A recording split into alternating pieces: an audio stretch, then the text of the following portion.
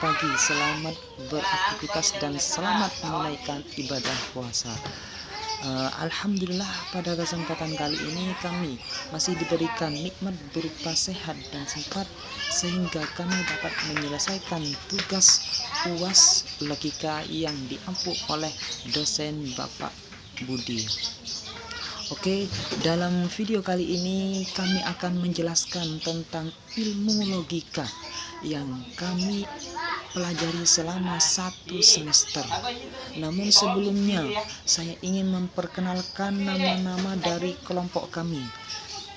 Pembicara yang pertama yaitu saya sendiri, Ahmad Subli, dan pembicara yang kedua Uswatun Hasanah, dan yang pembicara ketiga Rahmah, dan pembicara yang keempat yaitu Raudah. Bismillahirrahmanirrahim. Baik, kami sebagai pembicara yang pertama atas nama Ahmad Subli, nomor NIM 1938111195 dari kelas PAIE Fakultas Tarbiyah semester 2. Bismillahirrahmanirrahim. Logika adalah bahasa Latin berasal dari kata logos yang berarti perkataan atau sabda, atau dikenal dengan kata mantik dari kata kerja natokoh yang berarti berkata atau bercakap. Logika merupakan ilmu yang menggerakkan pikiran kepada jalan yang lurus dalam memperoleh suatu kebenaran, dikutip dari Profesor Thoib Thohir A. Mu'in. Sedangkan kata logika dipergunakan pertama kali oleh Zeno dari Citium, dan logika lahir sebagai ilmu atas jasa Aristoteles, Theophrastus, dan kaum Stoa. Arti ilmu berbicara masalah ilmu dan pengetahuan. Ilmu dan pengetahuan mempunyai pengertian yang berbeda. Pengetahuan adalah hasil dari aktivitas mengetahui, yakni suatu kenyataan ke dalam jiwa sehingga tidak ada keraguan terhadapnya. Sedangkan yang dinamakan dengan ilmu adalah menghendaki penjelasan lebih lanjut dari sekedar apa yang dituntut oleh pengetahuan. Logika menyelidiki, menyaring, dan menilai pemikiran dengan cara serius yang bertujuan mendapatkan kebenaran. Benar pada dasarnya adalah persuaian antara pikiran dan kenyataan. Permasalahan logika yang pertama yaitu satuan kecil dalam proposisi, yaitu bisa disebut dengan kata. Kata-kata mempunyai beberapa pengertian, yaitu 1 positif, 2 negatif, dan yang ketiga privatif. Kata mempunyai pengertian positif apabila mengandung penegasan adanya sesuatu seperti gemuk, adanya daging. Dan yang kedua, kata mempunyai pengertian negatif apabila diawali salah satu dari tidak, tak, non, atau bukan, seperti contoh tidak gemuk.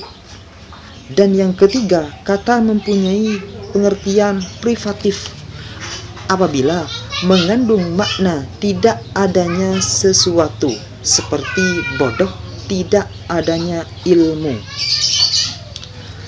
Dalam pembicaraan sehari-hari, tidak jarang kita dimintai untuk menjelaskan pengertian atau yang kita gunakan mendefinisi.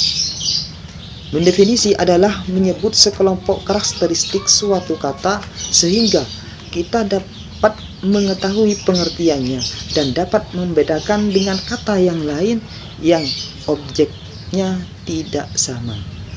Sekian dari kami, terima kasih. Assalamualaikum warahmatullahi wabarakatuh. Saya sebagai pembicara kedua, nama Uswatun Hasanah, NIM 19381012017, kelas PAIE, Fakultas Tarbiyah semester 2. Klasifikasi adalah pengelompokan barang yang sama dan memisahkan dari yang berbeda menurut spesiesnya. Ada dua macam cara membuat klasifikasi. Satu, pembagian. Pembagian adalah membagi suatu jenis kepada spesies yang dicakupnya. Definisi yang telah kita pelajari membahas pengertian kata, sedangkan pembagian membicarakan denotasinya. Pembagian merupakan analisis konotasi. Maka pembagian merupakan penjelasan yang lebih lengkap mengenai suatu negara kepada spesiesnya. Penggolongan jika dua penggolongan. Penggolongan jika dalam pembagian kita menguraikan denotasi suatu genera, maka dalam penggolongan kita mencoba mengatur barang-barang dalam kelompok spesies. Assalamualaikum warahmatullahi wabarakatuh. Nama saya Lailatul Marhamah, NIM 1938110121108, kelas atau prodi dari PAIE,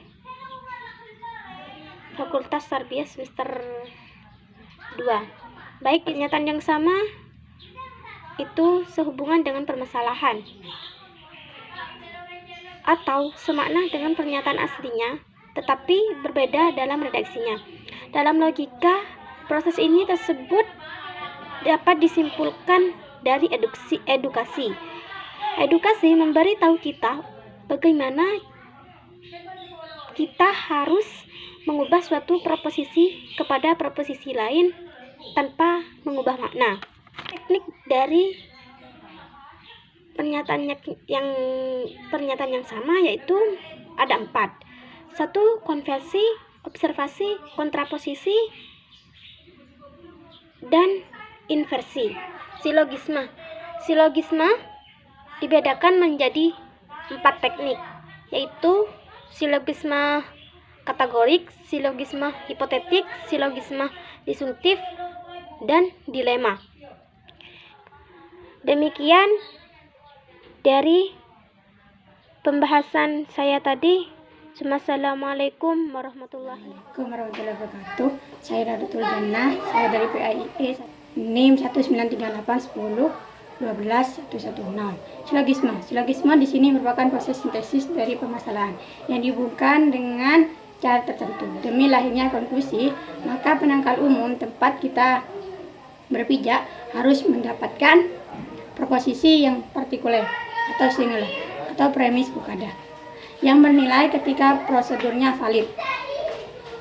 Kelima adalah argumentasi yang bentuknya merupakan antara silogisme hipotetik dan silogisme disjunktif. Generalisasi sebagai teknik proses penalaran yang bertolak ukur dari sejumlah fenomena yang mengikat. Analogi induktif di sini merupakan proses penalaran dari fenomena yang memformulasikan dalam suatu batasan.